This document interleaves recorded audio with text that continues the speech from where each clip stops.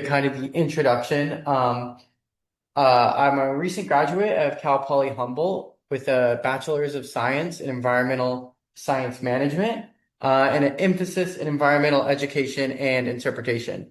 I also work here at the Marsh as the Arcata Marsh Interpretive Center Environmental Program Services Aide. I know, try fitting both of those onto a resume.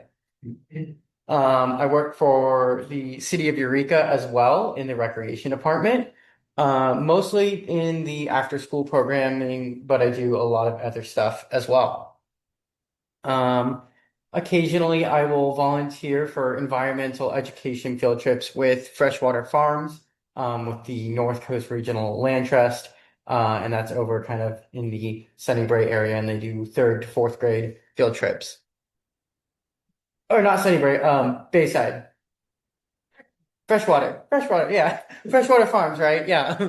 Um, and then, so kind of getting into the theme or idea of this lecture is I'm going to teach you professional tips on effective science communication that you can use to better interpret the natural world to visitors at the marsh, students in your classroom, or anybody with a passion for connecting to the natural world.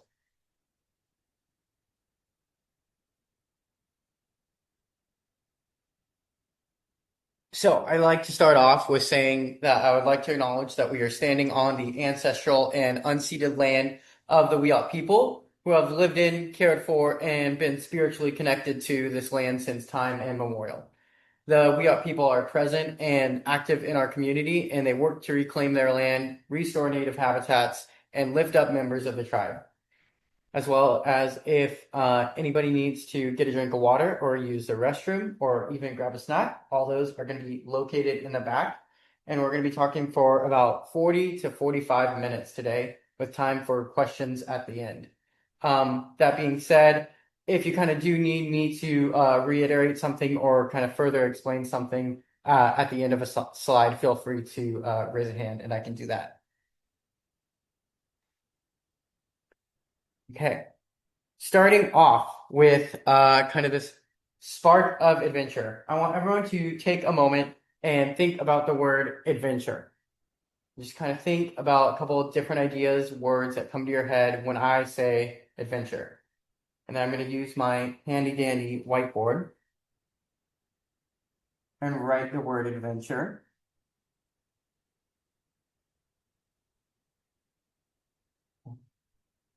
And so we got that on the whiteboard here. And then see some raised quiet hands or even comments in the Zoom. I can take what comes to mind when I say adventure? Something new. Something new. Right, new. Exploration. Exploration. Curiosity. Curiosity. Exciting. Exciting. I thought of outdoors, but it doesn't have to be. Outdoors. Quest. Quest. See if I have Challenge. anybody from the Zoom comment. Finding new things. Discovery. Life is an adventure. Awesome. Okay, so we'll kind of, yeah, say life, discovery. Now, what happens if I erase adventure in the middle and I write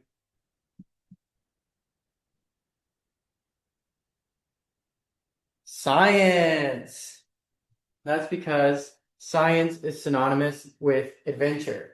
And we are going to go on adventure in science today and talk about interpretation, environmental education, and science communication. So let's start off with some definitions. And interpretation is one of the funny ones, and it's kind of always like a funny word and phrase because I feel like when I say interpretation, people often think of kind of language to language interpretation or sign language interpretation. And they're not fully wrong because that's kind of what we're doing, right? As interpreters, we are taking these harder scientific ideas or these natural phenomenons, and we're explaining them to other people in a way that's more digestible. Um, that being said, doesn't make it any easier when you're trying to Google pictures of interpreters or you're trying to tell your dad what you've been studying for the last 4 years. But getting into this definition of interpretation, we have an educational activity that reveals meanings and relationships through the use of first-hand activities, such as objects, illustrations, and media, rather than the communication of factual information. And I've gone and kind of highlighted some important parts of that definition. And the parts that kind of stuck out to me were meanings and relationships, right? That's kind of the core building block of interpretation that we want to focus on. We're establishing new meanings and new relationships to our audience, and we want them to see kind of these new meanings and establish these new relationships to aspects of the natural world, as well as firsthand. And I chose this one to highlight this part because I believe that like the strongest interpretation comes from firsthand accounts. I'm using my firsthand knowledge or firsthand experience to relate with the visitor. And then we have kind of the last part of rather than, and I chose to highlight that not for what it is saying, but for what it isn't saying. It's rather than the communication of factual information. And I feel like when people are coming into the field of being a docent, a naturalist, or any type of environmental education, it can be really easy to get caught up on the do I know the facts? Do I know all the facts of the marsh? Do I know all my facts 100% accurately? Are my facts good enough? And I think it's important to not just get caught up on those facts. It's you want to have the knowledge, but that doesn't mean you have to be an encyclopedia of what you're talking about. And then diving into kind of defining environmental education.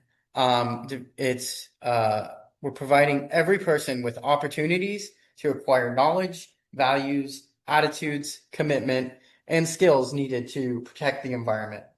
Other definitions also talk about fostering a society to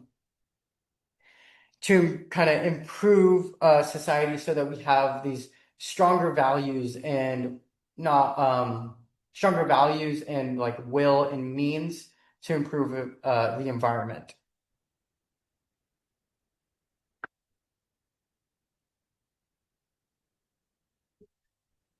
And then for the last kind of definitions, we have science communication. And as you can see, we kind of got this like little comic over here with the scientist kind of saying, "We destroyed 10% of cancer cells in a lab rat's tail." And then the headline of the news says, "Cancer cured." And then moves on, he says, "No, we didn't cure cancer. We just are moving faster toward a future treatment." And it says, "Time travel discovered," right? And of course, this is in some parts due to the news misrepresenting kind of results and factual information for the sake of a flashy headline. But it's also, we have to think about at what point is it the responsibility, or was it on the scientist or the expert? Were they fully relaying accurately what their results meant, what they kind of got as their information? But to talk about this definition, it's the act or process in which members of the scientific community have the responsibility to relay, engage, and interpret harder scientific ideas to the public or other scientists, usually through the use of language, public relations, or other means of making science more digestible. And I couldn't really find one that really fit what I wanted it to be, and so I kind of worked that definition together from a couple different sources. So, we just kind of defined what interpretation is and what environmental education is. So let's kind of talk about how they're similar. Um, but also how they're the same, and also how they fit under the umbrella of science communication. So interpretation, that's going to be a lot more informal in any age range. It's going to be at places like the Marsh or recreational sites, and people are on vacation. They're with their families, and they might be visiting out from out of town. And then environmental education. It's usually with children. It has structured goals and objectives, and it can have a captive audience. And this is because it lends itself to be in a classroom environment most typically. I could also say that you could stretch the definition of what a classroom environment is. Of course, you can have a regular classroom, but it could also be a field trip here at the Marsh. It could be an after-school program. It could be just some type of small scientific lesson kit that a teacher brings in to their classroom for a short lesson. And then the way that they're similar, they both use PORT, which is an acronym we're going to talk about later, as well as they have these same techniques and knowledge and kind of basis of skill that can be applied for both. So they're kind of like this, both sides of the same coin. If you're good in one, you're probably going to be not have a hard time jumping to the other. So I wanted to talk just a little short timeline about interpretation and environmental education. Um, Kind of starting off with the 1900s, you have John Muir and kind of the idea of him being this naturalist that wrote several books and essays that talked about the beauty of the natural world and kind of really worked on securing protection for the national parks, but also encouraging the average American to visit the natural parks and admire the outdoors.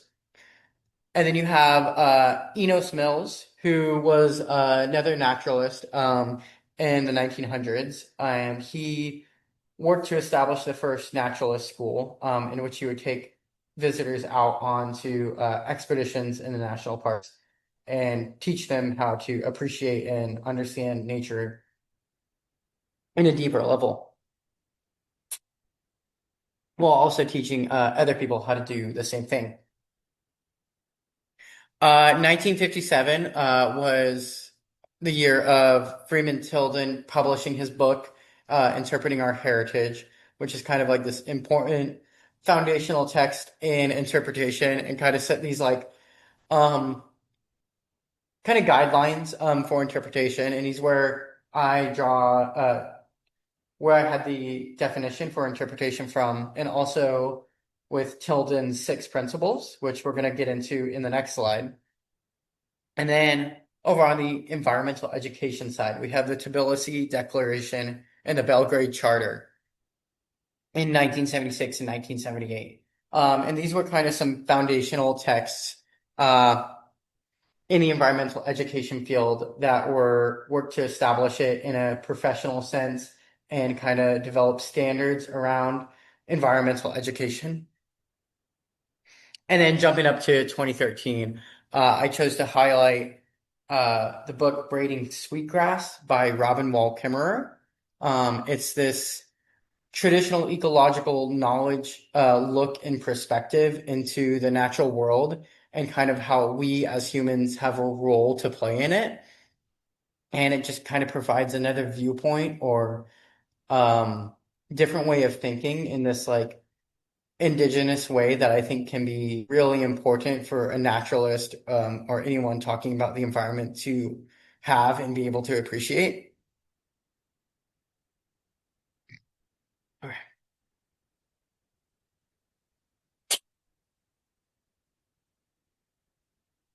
And we have Tilden's rules for interpretation.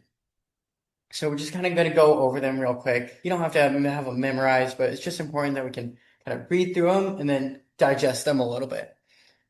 So we have any interpretation that does not somehow relate what is being displayed or described to something within the personality or experience of the visitor will be sterile. So that's kind of the interpreter focusing on how they can relate the resource to the visitor. You're probably not going to be talking about the desert if your viewpoint is the marsh right outside. I mean, you might, but you have to have a connection in some way relating it to. So we're thinking uh, what we're talking about, how is it directly relating to what we're showing or demonstrating? And then number two, information as such is not interpretation. Interpretation is revelation based upon information, but they are entirely different things. However, all interpretation includes information. So this is kind of going back to me saying it's important to have that baseline of knowledge about what you're talking about, but we're not just simply regurgitating facts to the viewer. Um, we're figuring out how we can relate it effectively back to the audience through the use of like some of the techniques that we'll talk about. And then three is interpretation is an art which combines many arts, whether the materials presented are scientific, historical, or architectural. Any art is in some way is in some degree teachable. And I kind of think this rule is focusing on you, the presenter. Like, what skills do you have to relate or engage the audience? Are you a good public speaker? Are you a good public storyteller? Were you an English teacher and you have a mastery of similes and metaphors? Maybe you're an artist and you want to draw a diagram for whatever you want to represent. And so in that way, you are kind of using your own personal experiences to teach and relate to the audience um, something about the natural world. Four, the chief aim of interpretation is not instruction, but provocation. Again, this kind of aligns with we're not trying to directly tell the audience something. We're trying to stones to get to a conclusion we want. And the conclusion is kind of like our appreciation or understanding of some type of natural phenomenon or whatever we're talking about. We want to basically get them thinking about it too. Five is interpretation should aim to present a whole rather than a part. It must adjust itself to the whole man rather than any phase. And I think that you can kind of highlight a couple different things when you talk about this one. I think you could highlight how interpretation should talk about the environment or history as a whole concept, like a connected ecosystem, rather than just individual phenomena or experiences. As well as you want to be able to appeal to every type of learner. So you want to have visuals, you want to have language, you want to have kinesthetic, like items that they can touch and feel. And then kind of goes into number six of appealing to the whole man rather than any phase, which is interpretation addressed to children, say up to the age of 12, should not be a dilution of the presentation to adults, but should follow a fundamentally different approach. And to be at its best, it will require a separate program. And so this is about understanding our audience. We don't want to underestimate any people just because they are younger than us and possibly lack the knowledge. They're still able to grasp these high concepts. We just have to make it present it in a way that is more digestible and enjoyable for people that might not have as much knowledge or attention span.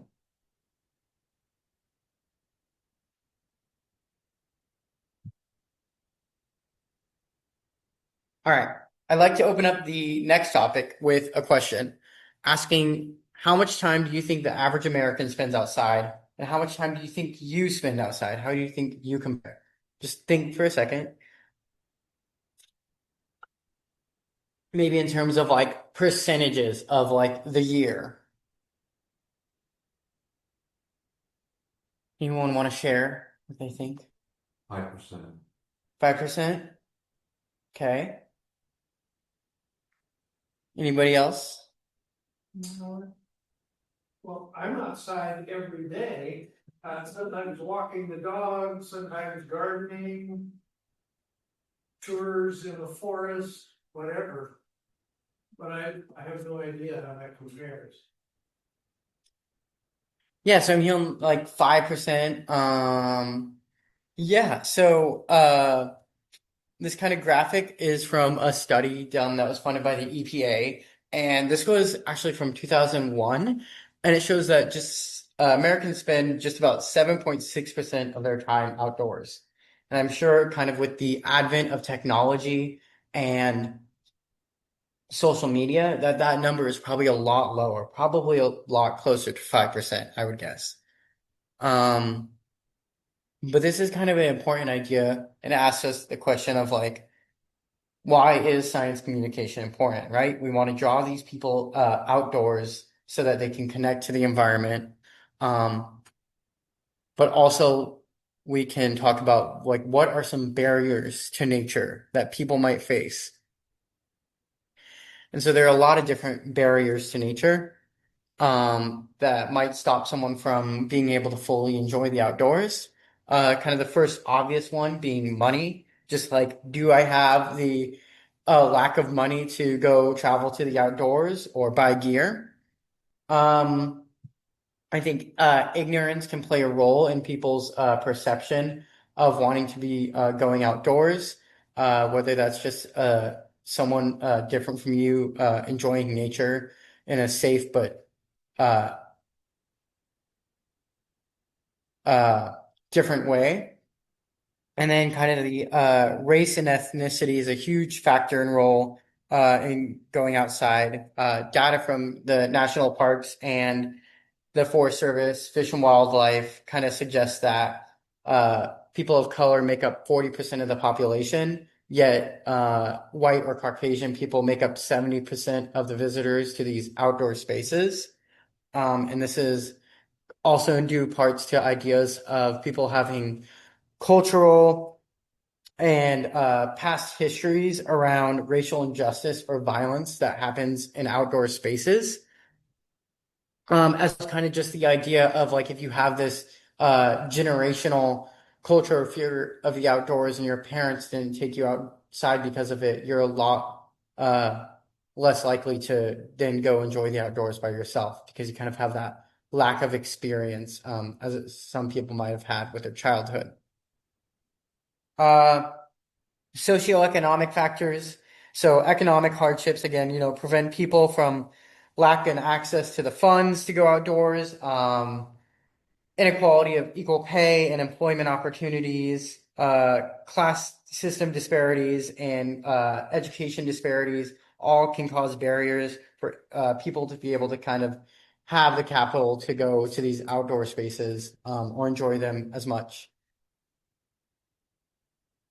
And then misinformation and fears, they kind of go together. I feel like you can see a lot of misinformation on social media or other places or in our culture that can delve into fears of the outdoors. I mean, I feel like I could name multiple times that I've been talking to people and they have said, "Oh my gosh, like how could you do that? I would be so afraid of like getting attacked by a bear or getting a tick on me when the likelihood of it is actually really uncommon." And so people just have these misconceptions or fears of the outdoors, which cause them to not want to go.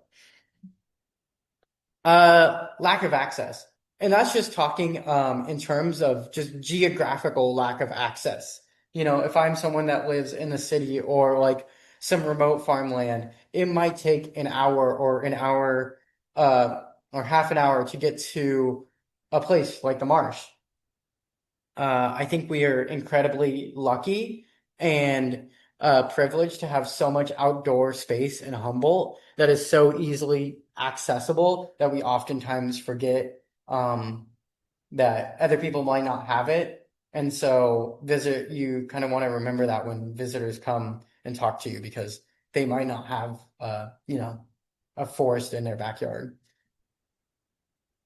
And then kind of this last idea of climate doomerism, it kind of goes along with ecophobia, which is this idea that people have this kind of fear and avoidance of connecting to the environment because they are bombarded constantly by in the media of stuff like climate change, environmental problems, and they kind of just see that it might be hard for them to protect or care about the environment because it's all going downhill. Um, but that kind of leads into like why do we do science communication? And is because we can help to kind of work and break down these barriers and kind of like tackle these misconceptions and fears. Um, which leads us into like, okay, well, how do we do it? What are some indicator?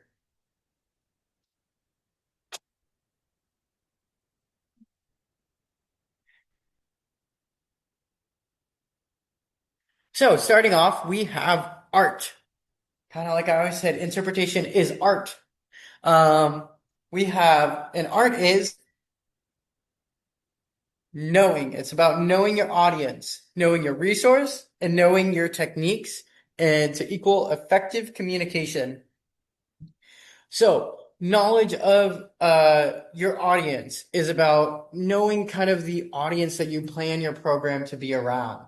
Uh, is it a field trip of high school students? Is it maybe a seminar of the National Interpretation Association?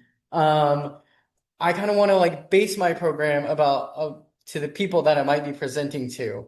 Um, as well as this is why it's important when you're giving a program at the beginning to kind of like ask questions to the audience, like kind of pick their brain and peruse them to see what knowledge level you're dealing with. You know, they might tell you, "Oh, we're avid birders," and then they might know more about birds than you, and that's okay. But now you know that information, and then knowing your resource. And again, so it's talking about just having the knowledge to understand your resource and having that baseline of knowledge, but not being, that encyclopedia, but being able to explain things thoroughly and accurately.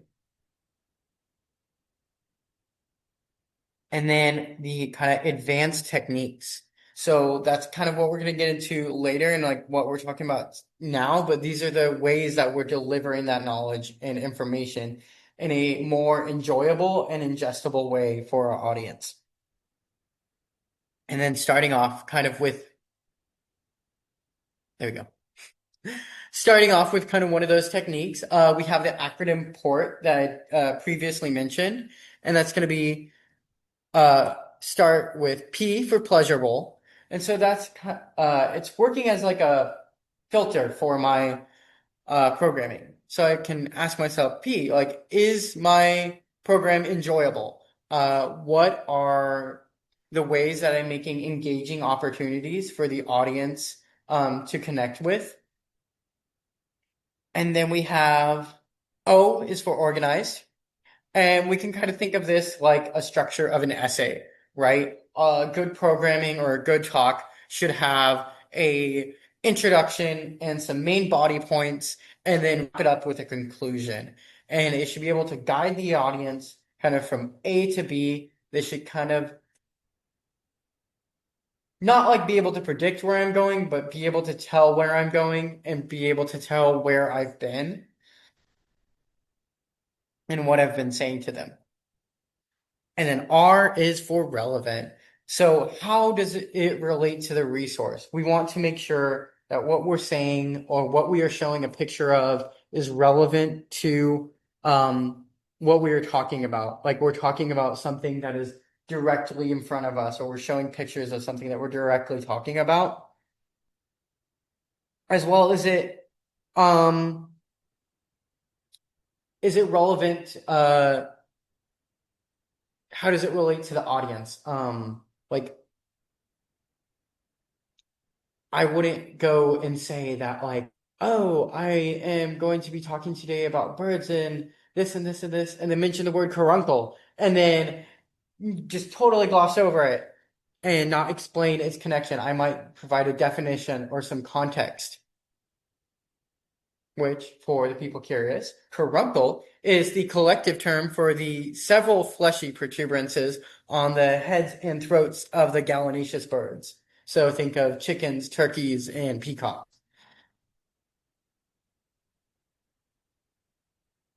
And then we have T is for thematic. And this is kind of the whole umbrella that your talk fits under. And you want to have your programming fit under a central theme or idea, which gets us into the idea of themes.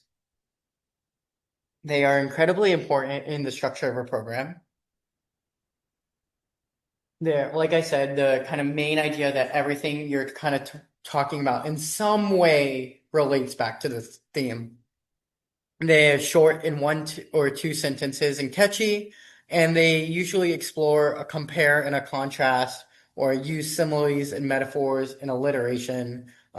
Just these kind of language and literature techniques of making something memorable, which leads us into kind of these ideas of tangibles, intangibles, and universal concepts. So these are ways for you to structure your talk or your program around something that is real. So that's going to be tangible. And then something that is more of a thought or a concept, maybe an emotion, and that's going to be an intangible. And then you have the universal concepts, which is these bigger, larger ideas that might connect your whole program. So you can kind of see with some of the examples we have as tangibles, we have rocks, soft, plants, green, big or small, water, kind of all ideas that you could touch, feel, smell, hear with one of your five senses. And then the intangibles is the like nature, culture, and heritage and processes versus these universal concepts that people can like easily connect to, like family, home, spirituality, survival, comfort, and change. And so I kind of collected a couple different example themes, and I have crumbling collision and showers, three forces of Humboldt's ever-changing landscape. So you kind of have that like intangible changing, and then these or universal concept of changing, and then tangibles of crumbling, collision, and showers, and then kind of this intangible of forces, as well as you kind of have the alliteration going on with that first part. Um, and then you have tiny but mighty, so there's like a direct compare and contrast in that one. Tide pool creatures show us how to persevere in ever-changing conditions. And then the Arcata Marsh is a vital pit stop on the Pacific Flyway for many endangered birds. From sewage to sanctuary, the Arcata Marsh redefines wastewater treatment.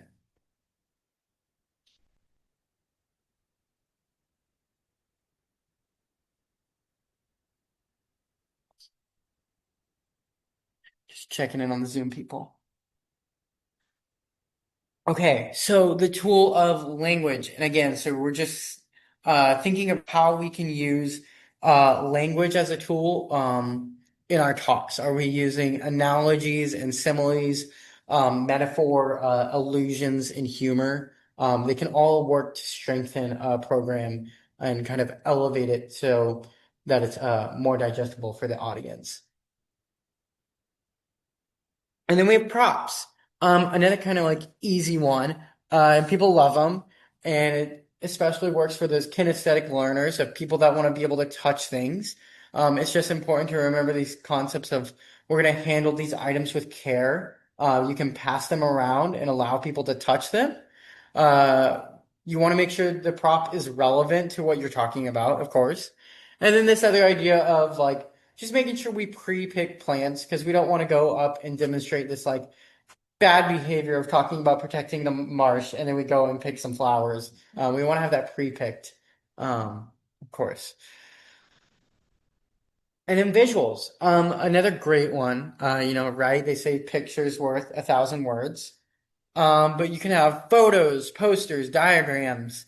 You can have photos of maybe the stop you're standing at, but at a different time of the year, you could have be standing in front of the wastewater treatment facility and show diagrams of the way that the wastewater flows throughout the marsh.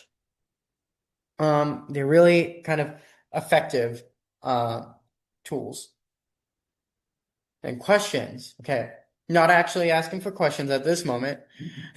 We're just talking about how it can be used for good audience engagement and the kind of like the types of questions we might ask.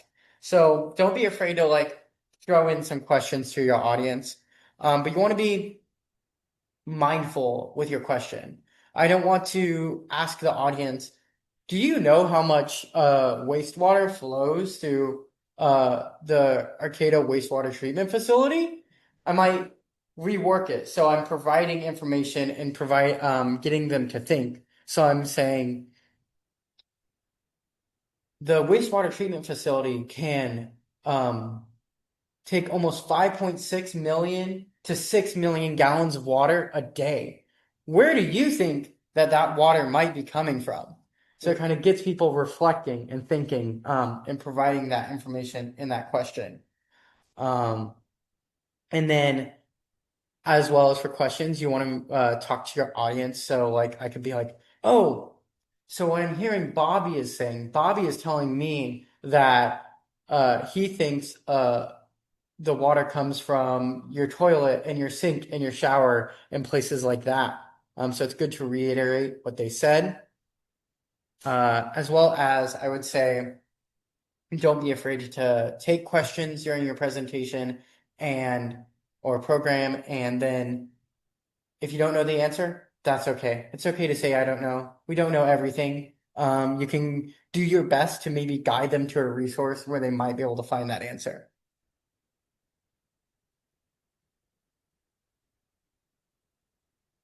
And then this is talking kind of specifically for like interpretation and like any place in like um these native or natural areas is like the structure of a walk is important too.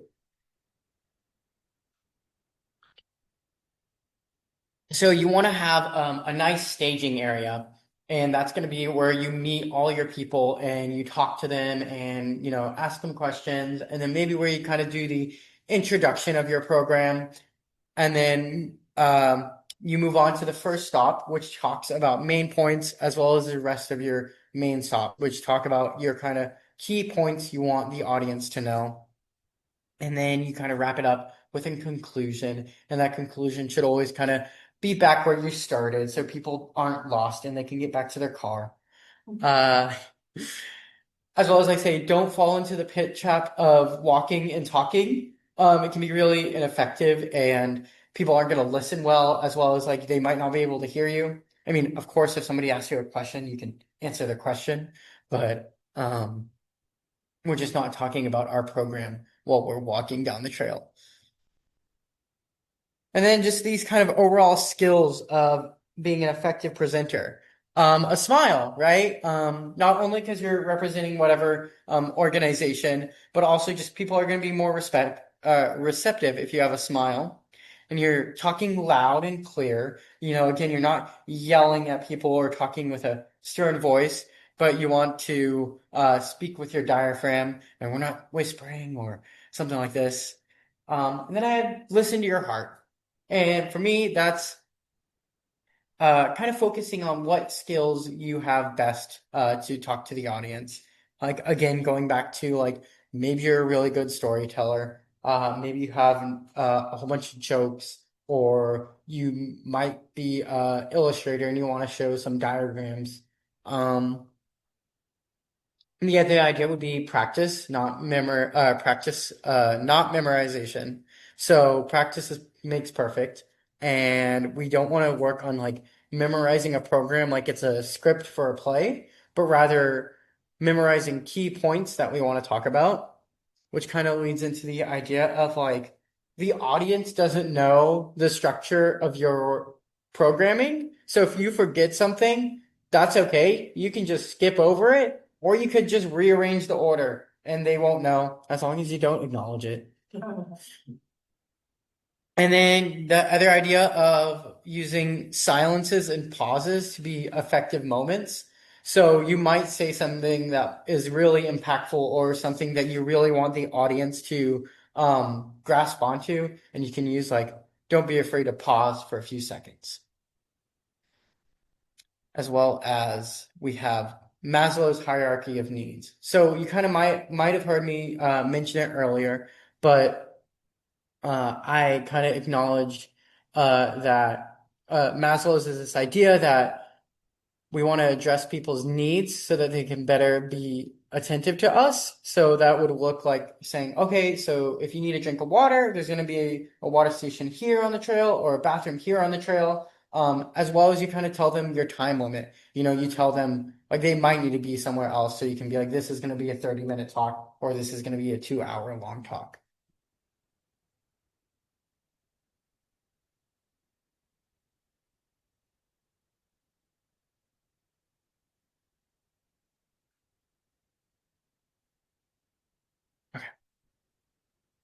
So, incorporating all views into our programming is really effective. Like, we can incorporate traditional ecological knowledge, we can incorporate Western sciences, and this helps strengthen our programming so that we have different views for different people. And then we can kind of identify our own biases in a way that allows us to kind of maybe address a problem from different angles and just have the audience be more receptive to this like diverse way of thought.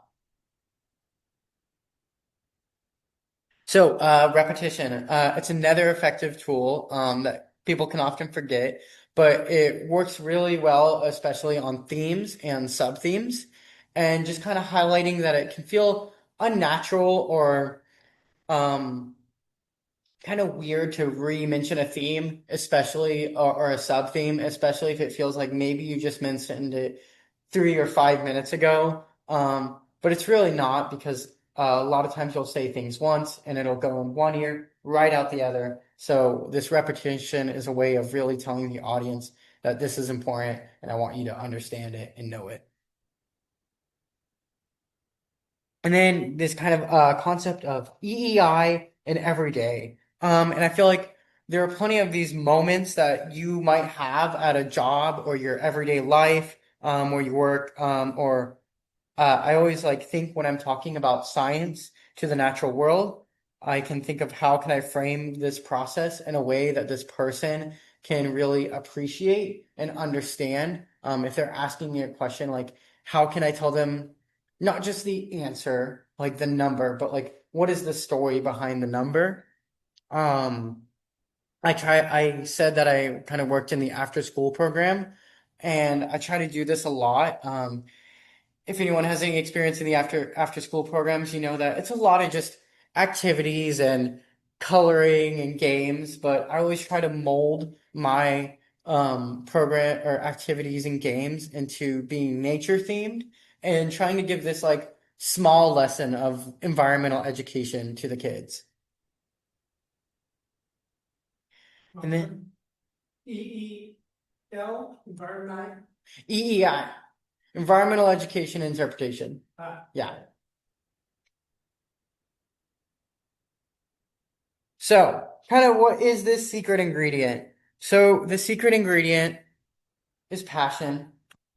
And we have this little fun graphic design is my passion. And that's because environmental educators, science or interpreters and scientific communicators come in all different walks of life, and we all have different hats that we wear. And really the important part is that you have the passion to share about the natural world and this love for the natural world, but also a love for people. And so, with the conclusion, so we kind of started off with talking about an introduction. I addressed the Maslows and then made an indigenous land acknowledgement. I then moved into defining how interpretation, environmental education, and science communication work, and how they fall under that umbrella of the science communication. And we talked a little bit about history and then moved on to how science communication is important and the barriers that come with exploring nature, and how we can work on dismantling those barriers. And then we kind of focus on the second half of talking about effective scientific communication techniques. And then we kind of use these or talk about these techniques in a way to write environmental programs that get people inspired to talk about environmentalism. Okay, I actually lied to everybody, and I did find a definition that I think really fit science communication. And that's science communication is any activity where there is some intention to communicate something about science, which is incredibly vague, incredibly short, and not really at all descriptive. Right? It's basically one of those definitions that has the word in the definition.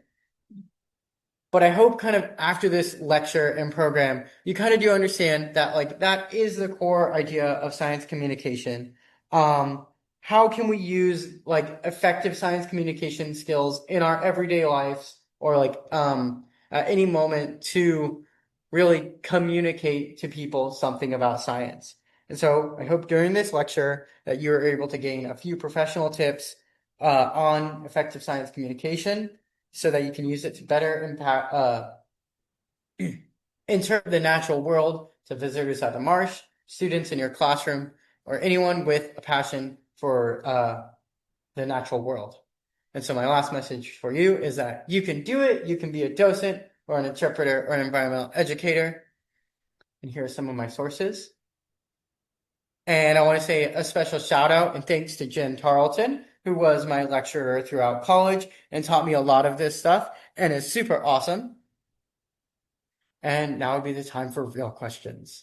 Thank you.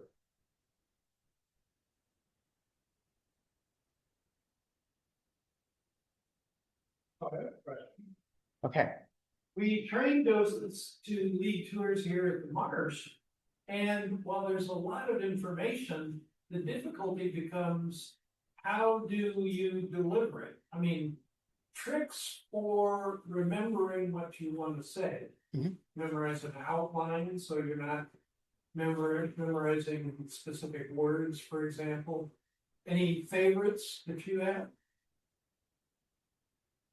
Yeah, no, I mean, I think you would basically kind of say like you got it. Like if I was starting off a new program, I would work on an outline and literally like do like a structure of an essay and kind of write these ideas. You can kind of always do the backwards method of like I'm going to talk about this, this, and this, and then how are these all connected? And then that becomes my theme. So then your theme after you kind of wrote the topic. Um, as well as I know, kind of like this idea of like how do we condense and get all this information into that we have at the Marsh in a digestible way. You can feel free to check in with like the desk. We do have different interpretive programs within the library. I also know we're slowly working on that project to write an interpretive guide about the Marsh. So hopefully we kind of get that rolling too. Yeah. Yeah. Trying to think how to phrase what kind of question, but in the different I would say environmental education as it's grown over the years, Mhm. starting with John Muir. Did you ever consult or do any reading about Aldo Leopold? Oh yeah. Definitely, yeah. Okay, Uh, just curious. And racial policy. I'm just kind of curious. And Rachel because Carlson. I read it 3 times, but it's been probably 25 years since I last read it. Yeah. Yeah, I mean, I think I was a little when I was making the presentation, I was a little bit torn between if I did want to talk about history or not, and I was like, yeah, I better talk about it. And so then I just kind of put that like short timeline. And of course, like if we talked about the history of interpretation, environmental education, that could be its own lecture in itself. But yeah. Mhm. Okay, thank you. What's the name of Leopold's book? Sand County Almanac. Sand County, yeah. There you go. I was like, Sandpiper? All right. Any other questions? Any questions from or from the Zoom? Yeah, go ahead. Well, I do some of the tours, Mhm. and this is a great training. And I have a little book, and I study them Mhm. before I can do one, so I can identify some of the plants or, and know some of the birds, but I consider myself kind of a generalist. Uh-huh. I'm not an expert or scientist on any of this. And listening to you, I feel like, well, how can I tie this together with stories or, a way to kind of, let me talk about the marsh first and how it's where we have a marsh here and, something about the treatment, the treatment plan. But just to how to kind of make it more cohesive, or use it like a theme or something, I'm not really sure. And you don't know who's going to show up. I mean, Mhm. it was Saturday, so you just kind of have to wait at Mhm.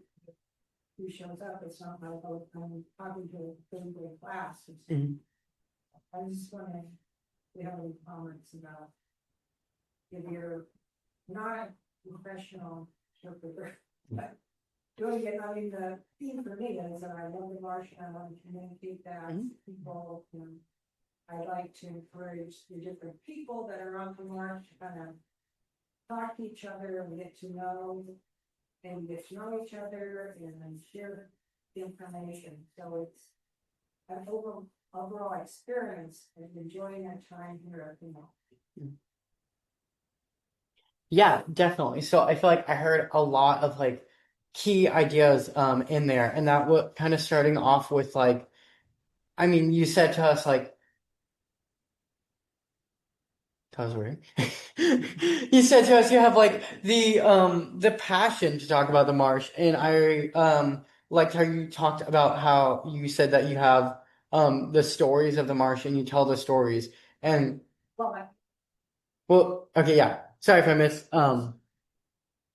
yeah, but like you're telling like these stories of how it got started in like a storyteller way, I guess, would be a better way to say it.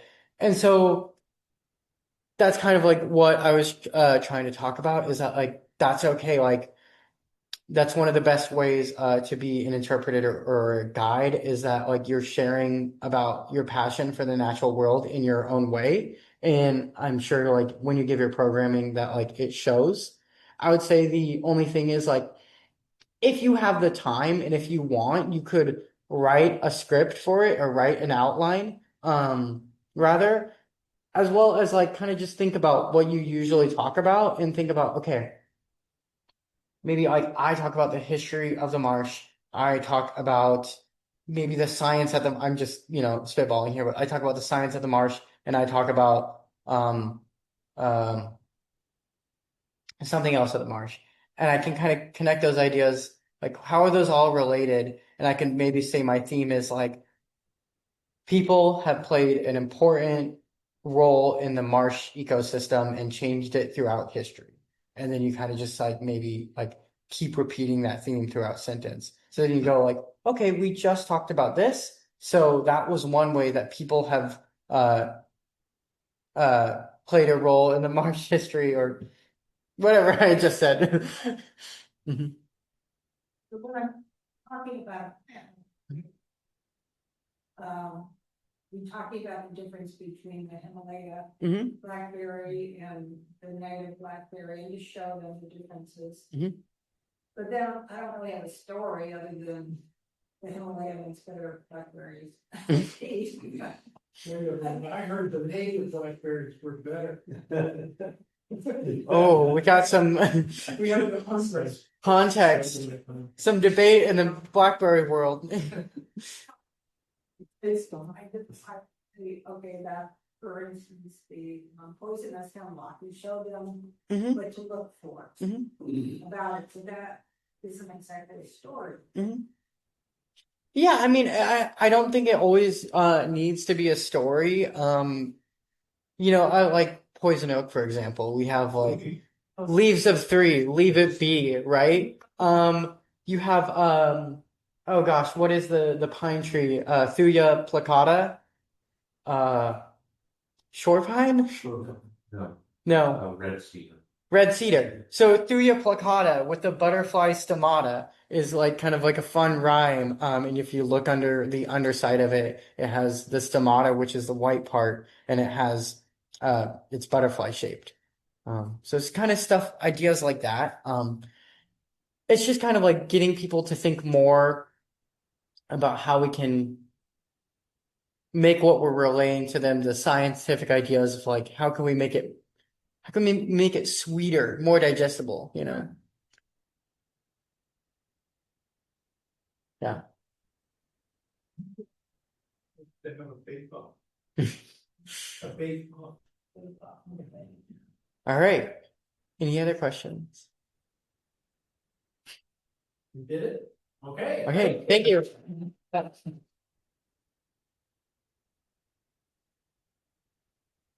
So there